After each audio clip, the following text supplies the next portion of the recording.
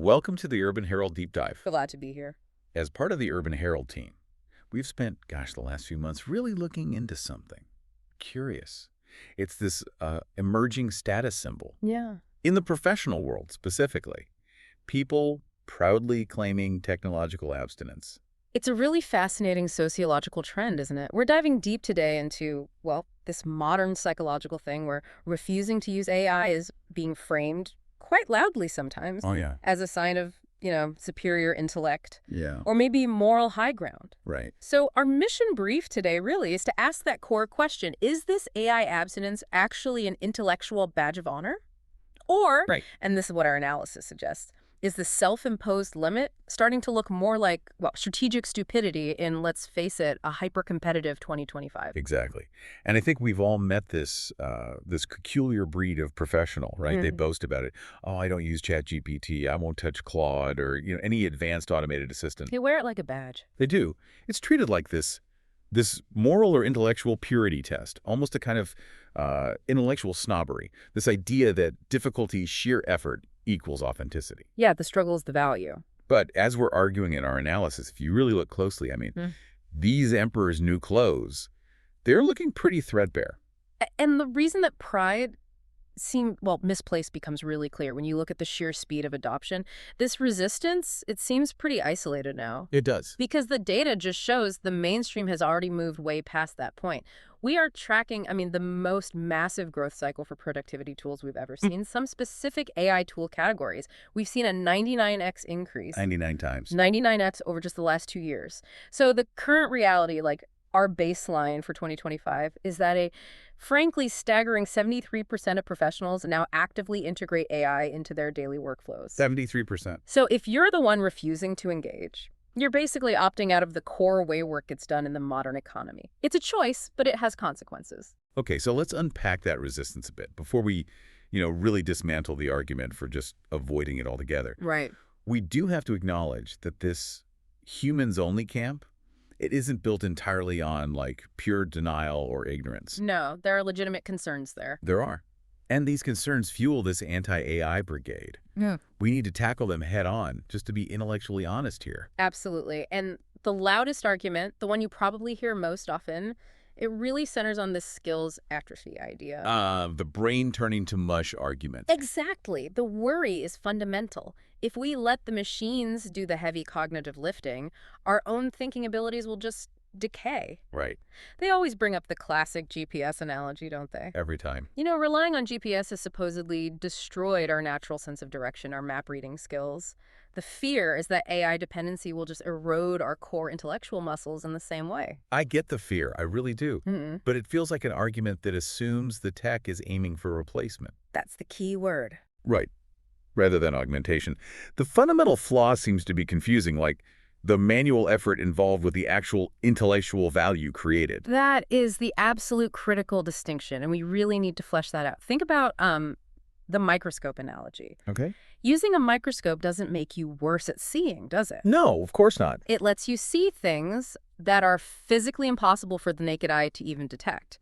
It expands your capacity, your whole domain of discovery. It opens up new possibilities. Exactly. So a doctor using advanced AI image recognition for, say, a CT scan isn't somehow losing their ability to diagnose. They're gaining an ability to spot tiny anomalies that might take a human hours to find, or worse, might be missed entirely.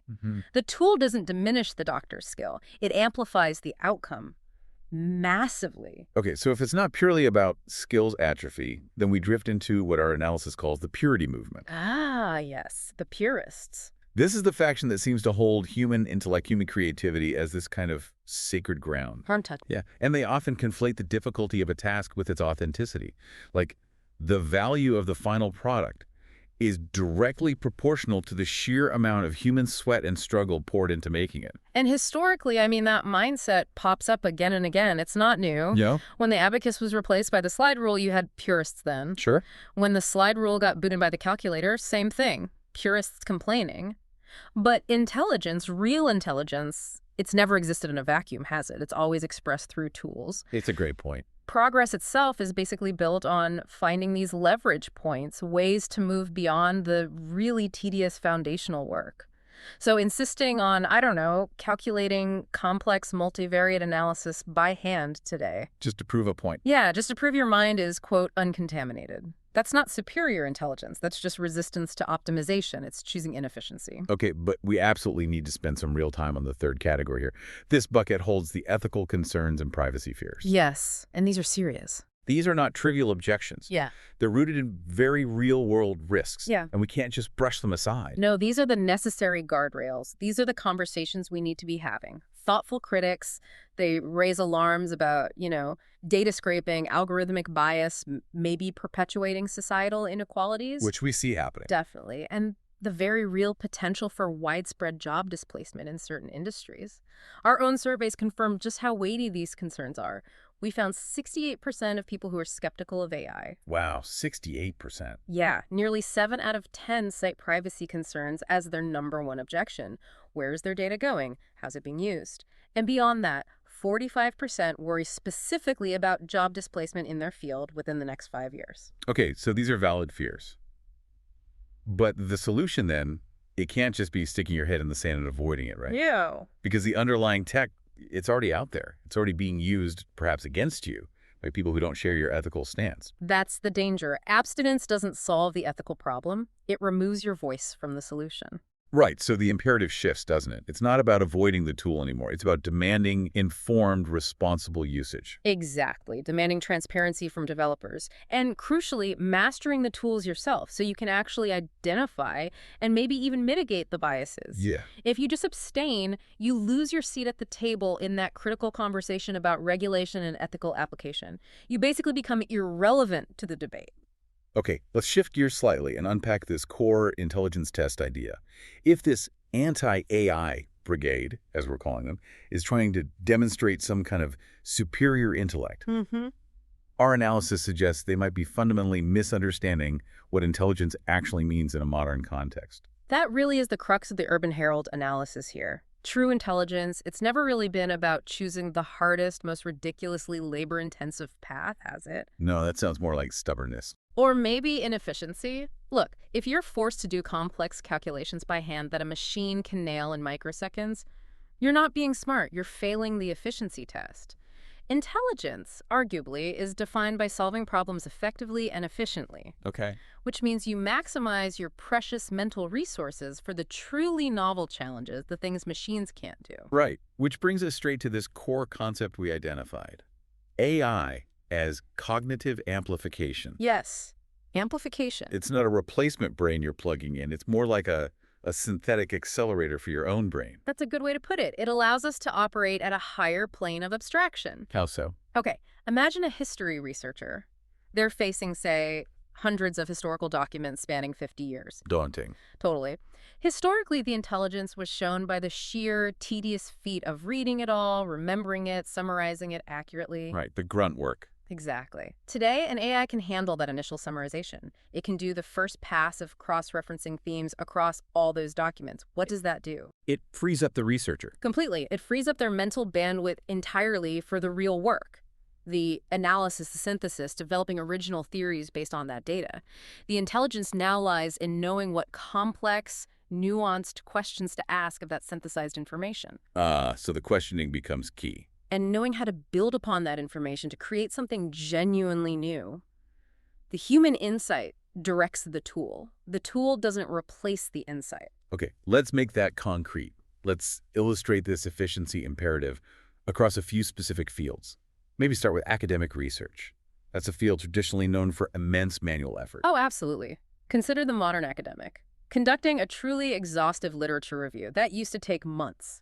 Months of painstaking work. I remember those days. Right. Searching databases, reading endless abstracts, trying to synthesize findings, flagging contradictions. It's brutal. Now, a professor can literally task an AI assistant. Summarize all key findings from the last 5 years on this specific molecular pathway. Cross-reference the methodologies used. Identify the existing knowledge gaps. And the AI just does it. That process, which once might have consumed a PhD candidate for an entire semester, Yeah. is now potentially done in an afternoon. So what does the professor do with all that saved time? Focus on the actual science. Exactly. They dedicate their time to designing the next groundbreaking experiment or developing a genuinely novel theoretical framework.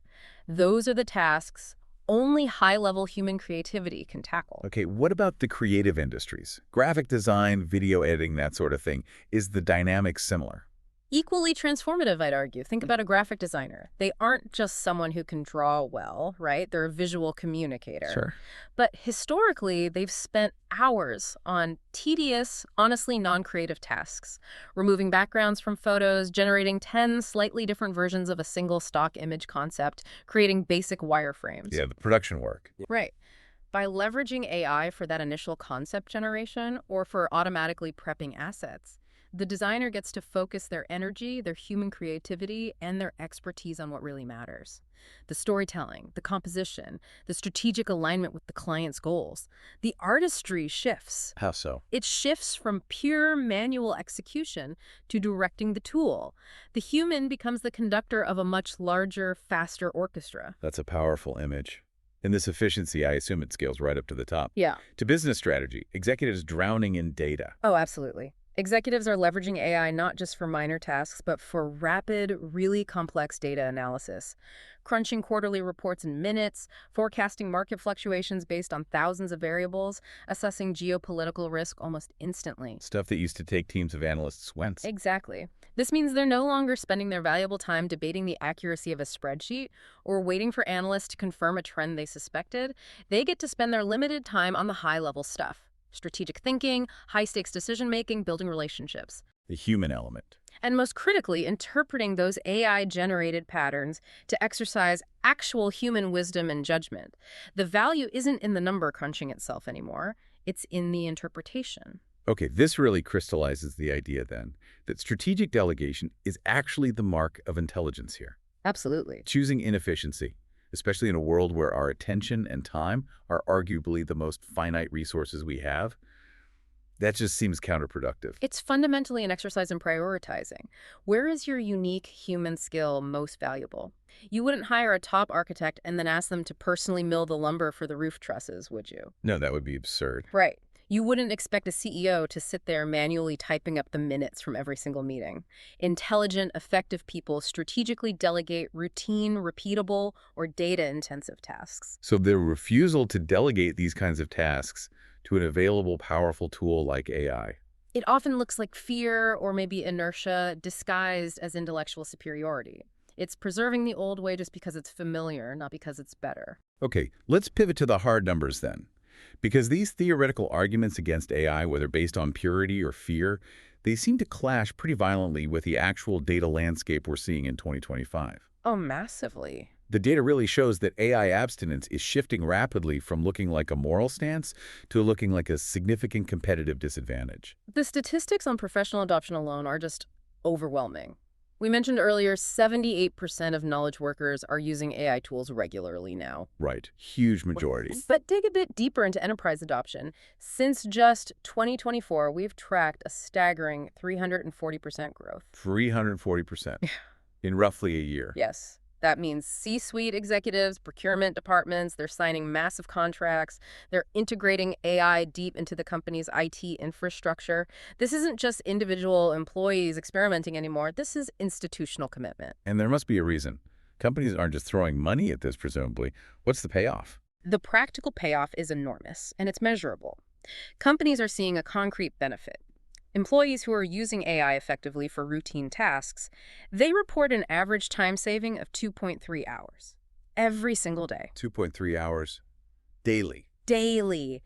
That adds up to, what, 11.5 hours a week? Wow. That time is being dedicated back to higher value work, human-centric tasks, or genuinely strategic thinking. That compounds over a career into thousands, tens of thousands of hours of competitive edge. That's a massive advantage. And this transformation isn't just in the corporate world, right? Yeah. What about educational integration? Is the idea that schools will somehow hold the line against AI still holding water? Not really. That notion is largely dissolved into adaptation. Our data shows 84% of universities now allow AI tools for specific academic tasks. 84% allow it. And institutions are moving fast towards integrating AI literacy into their core curriculum. They recognize they need to teach this. So the market must be responding to that demand.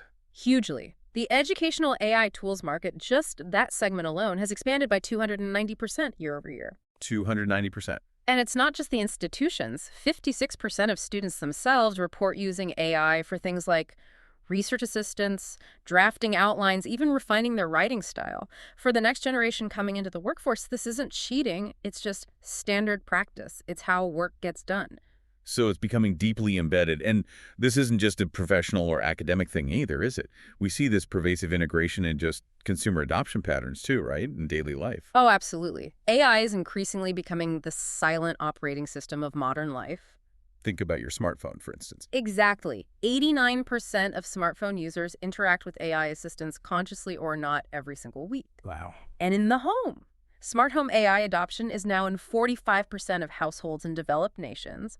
And these aren't just gimmicks anymore. They're actively optimizing energy use, managing home logistics. Making life more efficient. And look at finance. Personal finance AI tools used by 67% of banking customers now for things like spotting weird transactions, helping with budgeting, suggesting ways to save. So the decision to just abstain from AI, it means you're opting out of these efficiency gains, not just at your job, Right. but in your personal financial health, your home management, pretty much everywhere. You're choosing a less optimized life, in a way. That's one way to frame it. Yeah, you're leaving efficiency on the table across the board. Okay, let's make these gains even more tangible. Can we look at some specific trending tools or categories of tools that are delivering these immediate measurable efficiency boosts? How are workflows actually changing? Definitely. Let's start with automation and task management. Think about AI project managers. These are revolutionary. How do they work? These tools can automatically monitor how resources are allocated, they can predict task completion times based on historical team data, and crucially, they can flag potential bottlenecks before they actually derail a project. Proactive. Exactly. And companies using these intelligent systems, they're reporting 35% better project completion rate. 35% better. Not because the team is suddenly working harder, but because the AI is ensuring they're working smarter, prioritizing the right things at the right time. Okay, even outside big projects, what about just daily grind stuff? Like email. Oh, even in the most routine activities, the time savings are profound. Intelligent email management systems are a great example. What do they do? They can prioritize urgent client emails, automatically draft replies based on templates, summarize super long email threads so you don't have to read the whole thing, That sounds amazing. and flag things that need follow-up. Our research shows these tools reduce email processing time by an average of 45 minutes daily per user. 45 minutes back every day. Just from managing email better. That whole Right. administrative burden, it just shrinks. And things like document automation. They shift the focus entirely away from tedious document generation, formatting checks, compliance reviews. Towards the actual strategy behind the document. Precisely. The human focuses on the why and the what. The AI handles a lot of the how. What about communication itself? Things like transcription. The gains in AI communication and transcription are staggering. Modern AI transcription tools, they're hitting 98.5% accuracy rates now. That's incredibly high. It is. But the real win isn't just getting the words down accurately. These tools now perform sentiment analysis on meeting recordings. They automatically extract action items. They synthesize summaries of multi-hour meetings almost instantly. So no more assigning someone to take minutes. Increasingly, no. Professionals are freed from hours of manual transcription or note-taking, and they instantly get the analyzed insights they need to focus on the next steps, the decision-making. Okay, that's impressive. Is there a next level beyond that? Are we seeing even more sophisticated delegation? Yes, that's where mastering personal AI agents and the lifestyle revolution comes in. This is where delegation gets really sophisticated. What do you mean by personal AI agents? We're talking about advanced agents that are capable of handling complex, multi-step tasks that cross different applications. Imagine asking an agent, draft me a briefing document for the quarterly review. Incorporate the key sales figures from our CRM system, summarize all the client feedback emails from the last 6 weeks, and make sure you prioritize the 3 most urgent legal compliance risks we discussed. Wow, that's That's a lot of steps. It used to take a human assistant hours, right? Pulling data from different systems, reading through everything, synthesizing it. Now, the truly successful professional delegates that entire preparation process to the AI. Freeing themselves up for.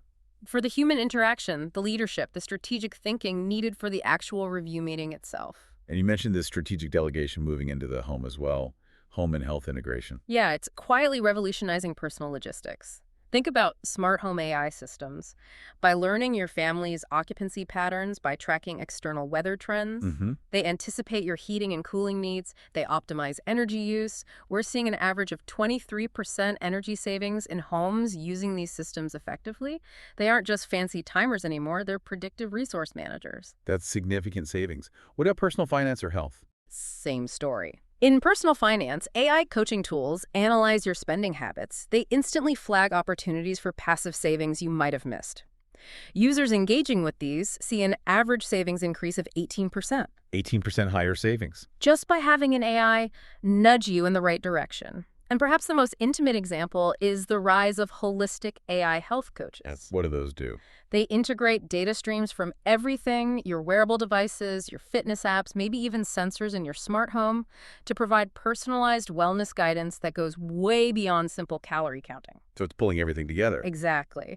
This integrated data approach allows for more predictive health interventions, potentially maximizing not just performance, but human longevity itself. Okay, it's really powerful to see these concrete examples. It makes sense then to step back, as you suggested earlier, and look at the historical context. Yes, it's vital. We need to recognize that this pattern, this rejection of new technology, often framed as some kind of moral or intellectual superiority.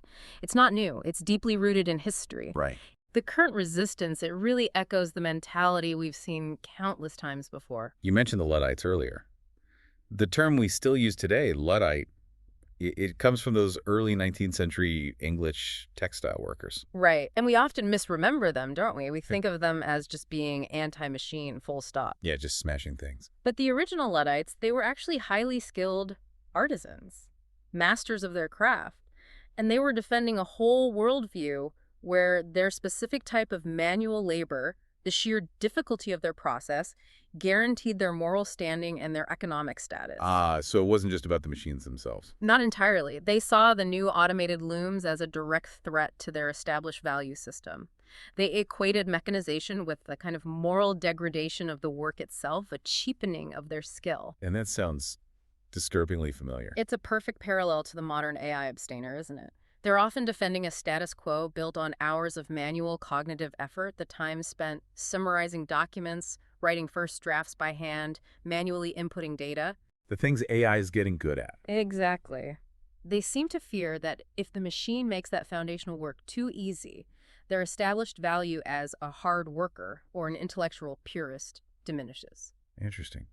What about other historical examples? You mentioned the printing press. Yeah, there are clear lessons from the printing press.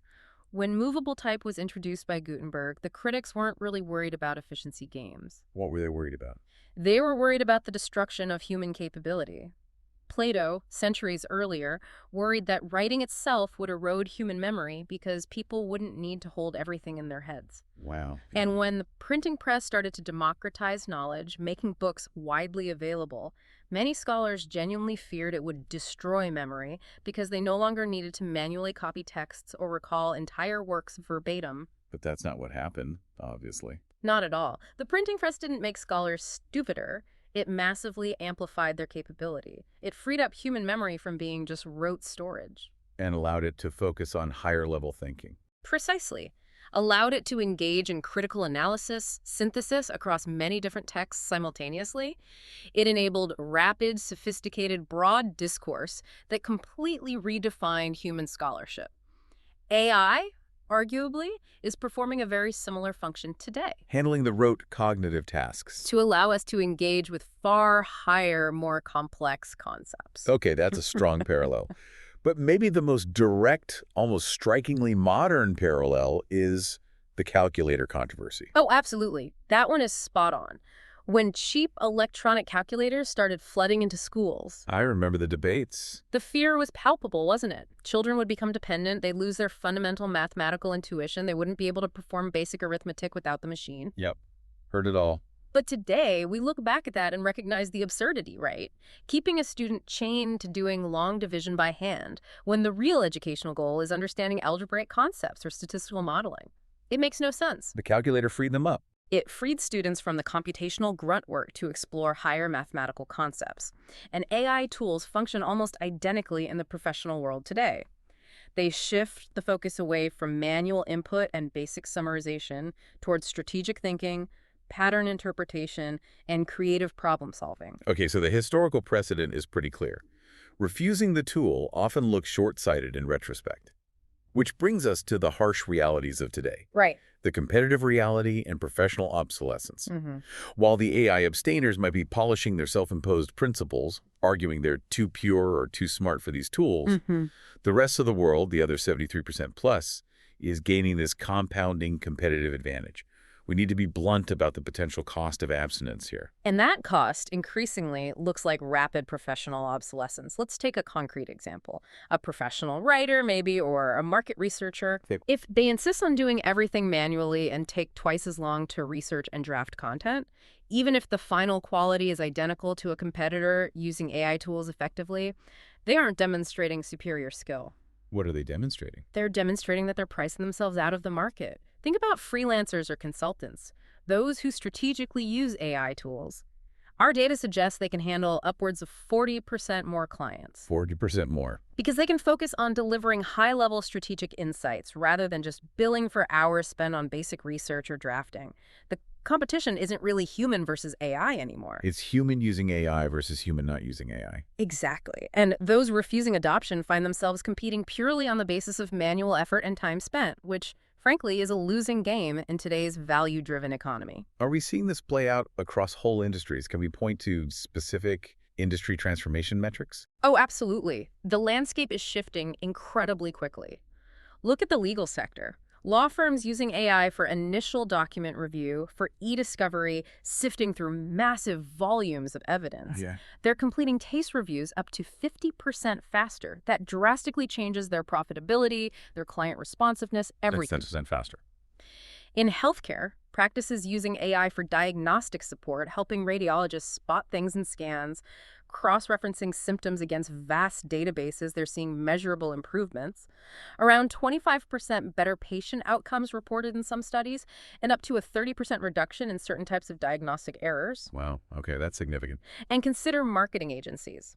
By automating tasks like creating personalized email campaigns at scale, doing complex SEO keyword clustering, generating first drafts of content, they're handling, on average, 65% more clients with the same staff size. 65% more capacity. The productivity ceiling has just been dramatically raised across entire industries. If you're not leveraging these tools, you're operating under the old ceiling while your competitors are breaking through it. Which underlines why educational adaptation is so critical, right? It's absolutely imperative. Institutions that try to cling to outright AI prohibition, they risk producing graduates who are fundamentally ill-equipped for the modern workplace they're about to enter. So sending them out unarmed, essentially. Pretty much. Forward-thinking universities are doing the opposite.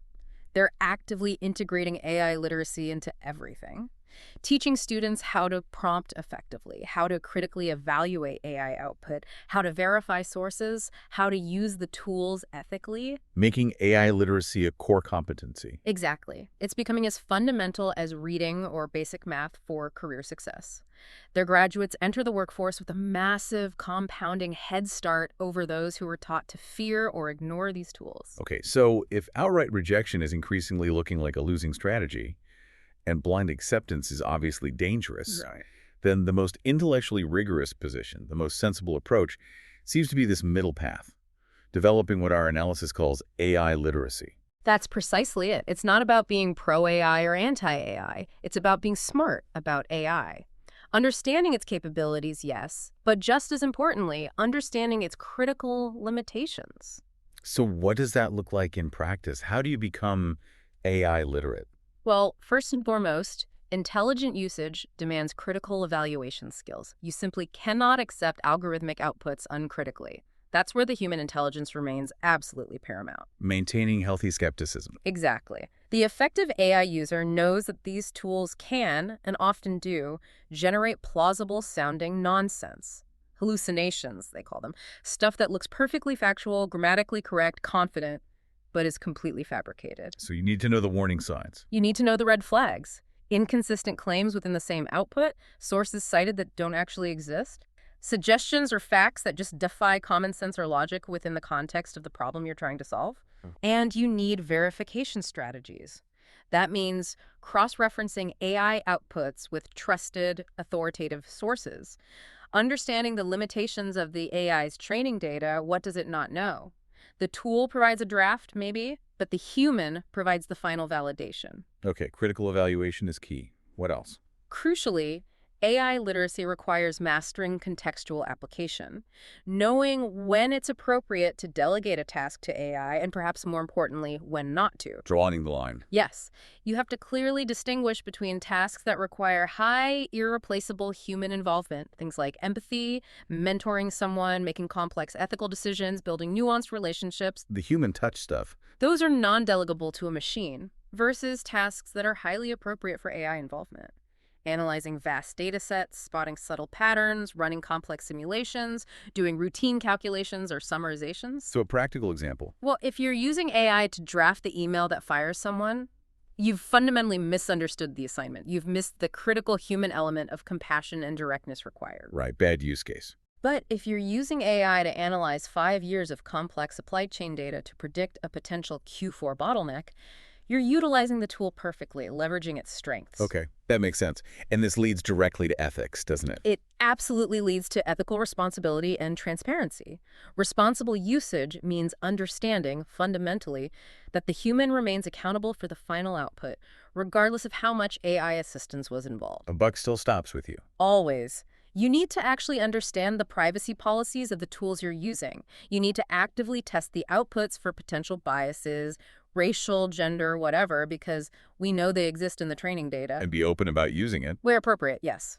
Disclosing AI usage when it materially affects a work product or a critical decision that impacts others. Transparency builds trust. Ultimately, human accountability is the tax we put for getting this incredible cognitive augmentation. You know, what's really counterintuitive, but something our analysis highlighted, is how effective AI usage can actually lead to critical thinking enhancement. It seems backwards, doesn't it? But it's true. Using these tools well actually forces more intellectual rigor on the human user. How? Think about prompt engineering, the skill of talking to the AI effectively. You have to learn to define a problem with exceptional precision. If you ask a vague, fuzzy question. You give a vague, fuzzy answer. Exactly. To get a high-quality, truly actionable response from a sophisticated AI, you have to break down complex problems into clear, logical steps. You have to articulate your constraints, your goals, your desired output format with real clarity. So the act of formulating the prompt sharpens your own thinking. Immensely. And then there's the iterative refinement process. Testing the AI's response, challenging its assumptions, pushing it further, asking follow-up questions, this constant requirement for precise problem definition and critical refinement. These skills strengthen the analytical muscles that transfer directly to non-AI contexts. You literally become a better strategist just by learning how to collaborate effectively with the machine. Okay, so as we wrap up this deep dive, looking at the stats, the history, the workflow changes, it really paints a single, almost unavoidable picture, doesn't it? It does seem pretty clear. This resistance, this sort of subtle arrogance sometimes of the I'm too smart for AI crowd. Yeah. It often looks less like principle and more like, well, fear masquerading as It principle. was often that fear is fundamentally tied to the learning curve excuse. Oh, it's too complicated. I don't have time to learn another new thing. Right. But the reality is achieving basic functional AI literacy enough to get significant benefits. It's achievable for most professionals with a focused investment of maybe just 10 to 20 hours. Is that much, right? Not in the grand scheme of things. So that status signaling, I'm above this, it becomes actively counterproductive when it prevents you from utilizing tools that are giving your peers a massive compounding performance advantage in their careers. So the future isn't this zero-sum game, human versus machine. It's not one or the other. No, absolutely not. The future is hybrid. Success increasingly lies in mastering the art and science of human-AI collaboration. And what does that look like? We're already seeing the dawn of this era of augmented expertise. Think doctors, lawyers, engineers. supported by powerful AI analysis, but spending their valuable time on the intricate human strategy, the client care, the ethical judgment. The irreplaceable skills. Exactly. And we're seeing true creative partnerships emerge. Musicians exploring entirely new compositional spaces suggested by AI.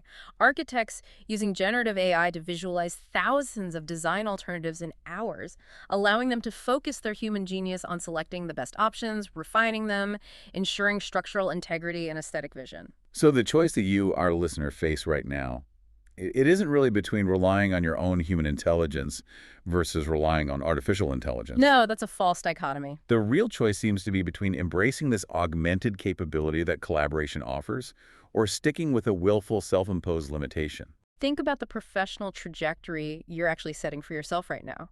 The competitive advantages offered by effective AI use, they compound daily.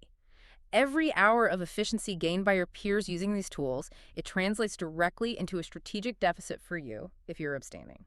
So the final thought for everyone listening. What aspect of your professional life, or even your personal life, are you going to prioritize for continuous learning in this incredibly rapidly changing landscape? The question isn't really if you should engage with AI anymore. The data says that train has left the station.